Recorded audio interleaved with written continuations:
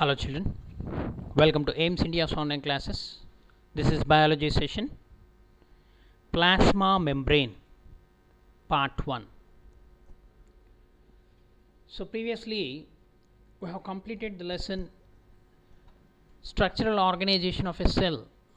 In that we come across this organelle plasma membrane. It is a common structure in both prokaryotic or eukaryotic cell. Okay, the plasma membrane is also known as cell membrane. It forms the external covering of most cells. It is made up of protein and lipids. Proteins and lipids. Okay, some of these proteins can move within the lipid layer of the cell membrane, thus providing it fluidity. The lipid layer is actually arranged in the form of two layers of lipid bilayer. Okay, here you can see two layers of lipid bilayer. Okay, outer membrane, inner membrane. And certain carbohydrate molecules are also associated with the proteins of membrane. So this kind of the model which is given here, it is called the Robertson's fluid mosaic model. Okay, the plasma membrane allows the movement of only certain substances across it and prevents the rest. Hence it is known as the selectively permeable membrane. Plasma membrane is called a selectively permeable membrane. We also studied the functions previously. The plasma membrane provides a definite shape to the cell by binding its protoplasmic content together. It acts as a mechanical barrier and forms protection to the cell. It regulates the entry and exit of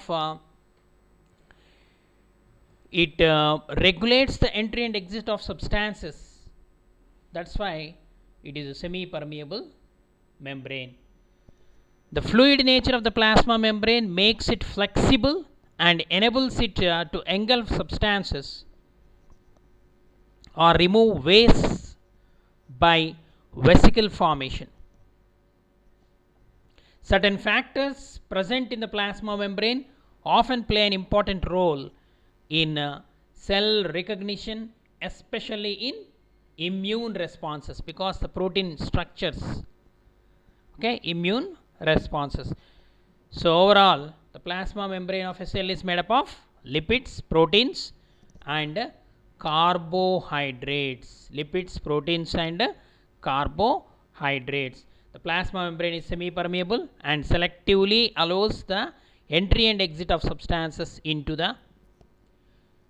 and out of the cell. So let us study in detail about this wonderful organelle plasma membrane. Okay, so if you understand the structure, we can also understand the movement of substances across the plasma membrane. Okay children, are you ready? Let us proceed. Plasma membrane, all the organisms in the world are made up of cells. So you know that the cell is the basic unit of life. Okay, cell is considered as a basic structural unit of all living organisms, unit of life. So different parts of it perform different functions or specific duties they perform. Okay, that we discussed already. Okay, what is that? For example, ribosomes, protein synthesis, mitochondria, respiration, chloroplast, photosynthesis. Like that, the different parts of the cell perform specific duties. it is very interesting to know how substances pass through cell. There is a wonderful mechanism. Okay, let us learn that mechanism today. Identify the, so here one table is given for activity. So identify and tick which substances should go in and which substances should go out of the cell. Okay, so here oxygen should go into the cell, glucose should go into the cell, proteins should go into the cell, fats, vitamins, minerals. Whereas carbon dioxide, it should go out of the cell. Waste materials should go out of the cell. Okay, children. So plasma membrane, here the activity 1 we are discussing, go, get in and go out. So let us look at the substances in the table. Some needed by the cells while some are discarded by the cell. Can you name any other substances which should enter into the cell? Which substances should enter into the cell and go out of the cell? Yes, water molecules. It should enter into the cell.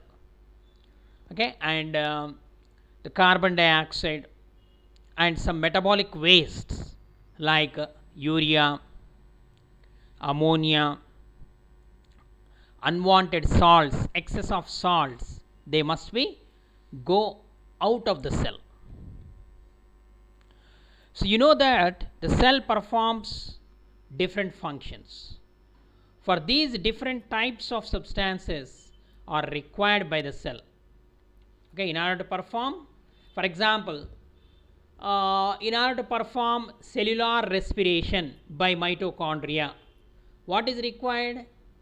Oxygen is required. So that's why oxygen has to enter the cell. So during that respiration process, carbon dioxide is produced. Okay, that must be eliminated out of the cell.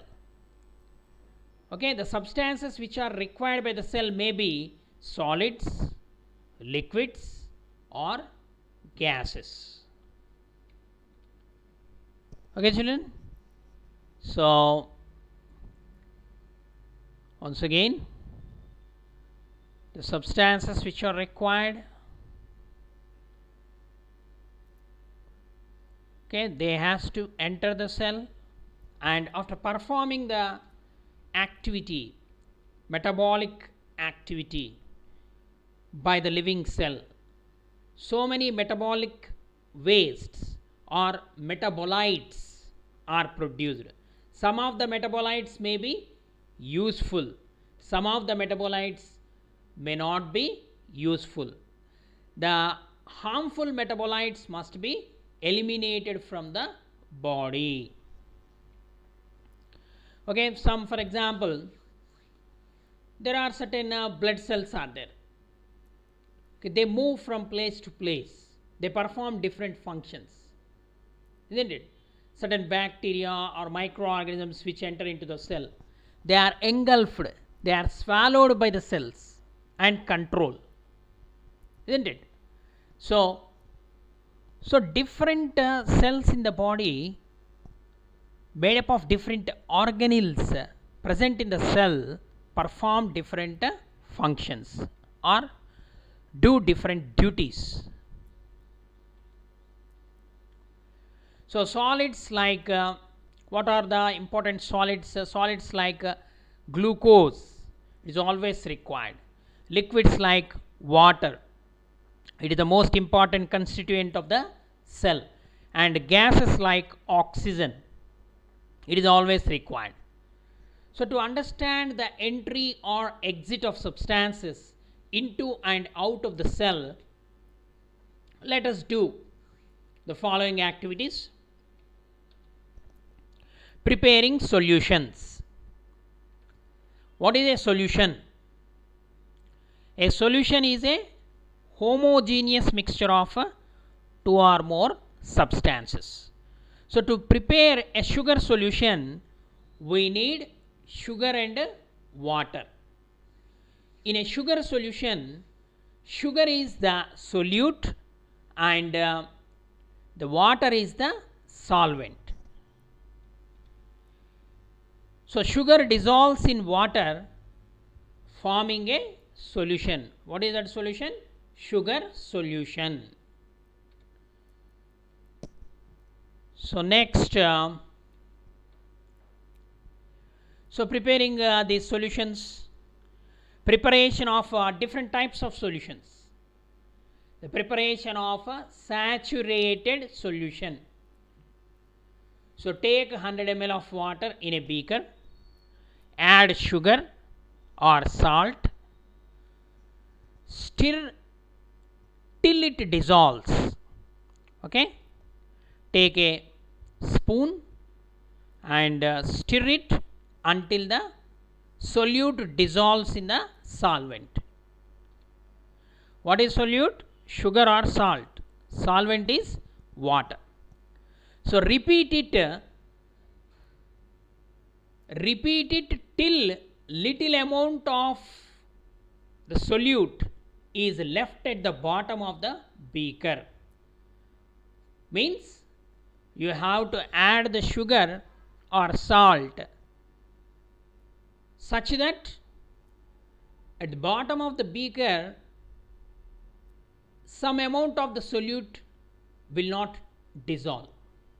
Okay, so such a solution is called a saturated solution. So this is the saturated solution which we have prepared in cold water. Now which one is more concentrated solution?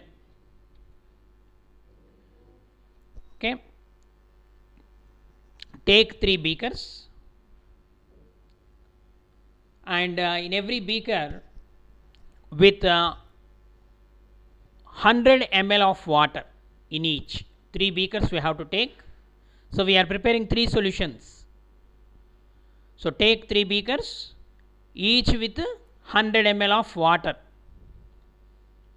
Now add half teaspoon full of sugar to the first beaker, 1 teaspoon full of sugar to the second beaker, and 1.5 teaspoon full of sugar to the third beaker. Okay, compare the 3 solutions. So next, after adding sugar, what you have to do? You have to mix it, you have to stir it. Now compare the 3 solutions in the beaker. Now try to answer these questions. The solution of which beaker will be most sugary? The solution of which beaker will be the most sugary? The third beaker. Because what we have added? We have added 1.5 teaspoon of sugar to it. What is the reason? Because we added more solute. So can we convert the solution of beaker 1 into solution of beaker 3? Children, for the first beaker we have added half spoon of sugar. For the third beaker we have added 1.5 spoon of sugar. 1.5 spoonful of sugar to the third beaker. So here the question is, can we convert the solution of beaker 1 into solution of beaker 3? Yes. Then how can we make the solution of the third beaker indicated to that of the first beaker? By adding a spoonful of sugar. Okay, because for the first beaker only half spoonful of sugar we have added. So in order to make it the same as the third beaker, for which we have added 1.5 spoonful of sugar. So we have to add 1 spoonful of sugar to the beaker 1. Okay. Now how much water should we add to the solution in the third beaker to make it similar to the solution of first beaker? This is another question. Making dilute. So we have made the 3 solutions with the first beaker, half spoon of sugar and solute. How much solute is present in the 3 beakers? I am again reminding you. For the first beaker, half a spoonful of sugar. For the second beaker, 1 full spoon of sugar. And for the third beaker, 1.5 spoonful of sugar we have added. So here, but the solvent is same. How much solvent we have taken in each beaker? 100 ml. Okay. So now the question is, how much water should be added to the solution in the third beaker to make it similar to solution of first beaker? In the first beaker, 100 ml of water was there and we added half spoon of sugar. In the third beaker, 100 ml of water was there and we have added 1.5 full spoon of sugar we have added. So in order to make it the solution concentrated same as the first beaker, we have to add 200 extra ml of water. Okay. Right. So try to understand the concept here, children. The solution with different amount of solute dissolve in them are solutions of different concentrations. Means the concentration of solution depends upon the amount of solute present in it. The amount of sugar present in 100 ml of water is the concentration of the sugar solution. Okay. Which beaker has the most concentrated solution? Beaker 3. Okay. Because more solute is present. Now the lab activity, let us continue. Our aim is to observation of the material in different solutions.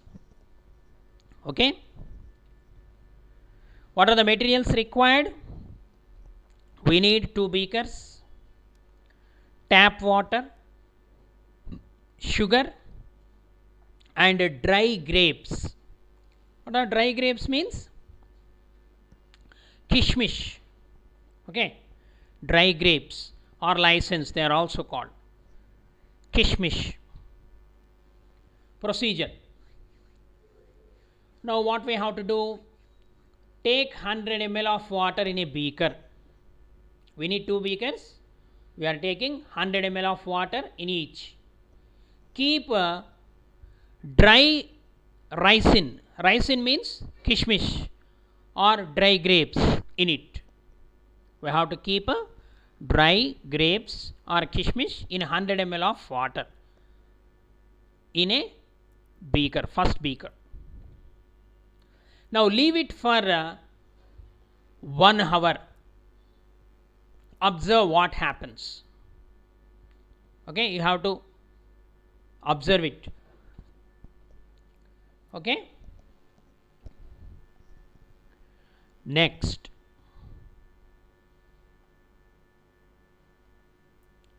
take it out after 1 hour. Take it out and compare it with dry raisin. Dry raisin.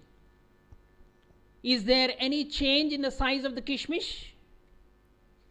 Obviously, the size is increased. The dry grapes or the kishmish which is dissolved in the 100, which are soaked in the 100 ml of water in a beaker, they swell. Okay. You may try the same activity with slightly dried carrots and other dry vegetables. Okay. Do you ever observe that your mother dipped wetted vegetables in water? Can you identify the reason? Okay. So the reason is here a process, a secret process is involving here. Okay. The kishmish kept in tap water, dry kishmish, become wet because something happened. So what has happened? Let us proceed further. So take 100 ml of, then again next take 100 ml of saturated sugar solution in a beaker. 2 beakers. In the first beaker normal water we have taken. Now in the second beaker take 100 ml of saturated solution of sugar in a beaker which is already prepared. We already prepared. Okay. In the 3 beakers we have prepared now, the same you can take the third beaker. Saturated solution means where the solute is more. Okay. Now what you have to do is the dry grapes or the swollen grapes which we have taken out from the beaker 1 in the activity. The first what we have done, we kept these dry grapes in the 100 ml of water. So after 1 hour we have taken out. So those swollen kishmish of the previous activity or fresh grapes or carrot, whatever the material which we have used, okay, you can keep those inside the beaker with 100 ml of saturated sugar solution. Okay, leave it overnight. Now here more time we are giving. So previously 1 hour. Now leave it overnight and observe in the next morning what happened. Did you find any change in the size of the kishmish? So you have to observe after the experiment. Definitely. So there is a change. Now what happened in the lab activity 2A? In the lab activity 2A, first experiment, we observed that the water moving from beaker to the kishmish, whereas in the lab activity 2B, water is moving from the swollen kishmish into outside. Okay, the water molecules here only one is common. The movement of water molecules is taking place. In the 2A experiment, water molecules from the beaker entering into the kishmish, whereas in the lab activity 2B, the water molecules from the swollen kishmish entering into the beaker. Okay.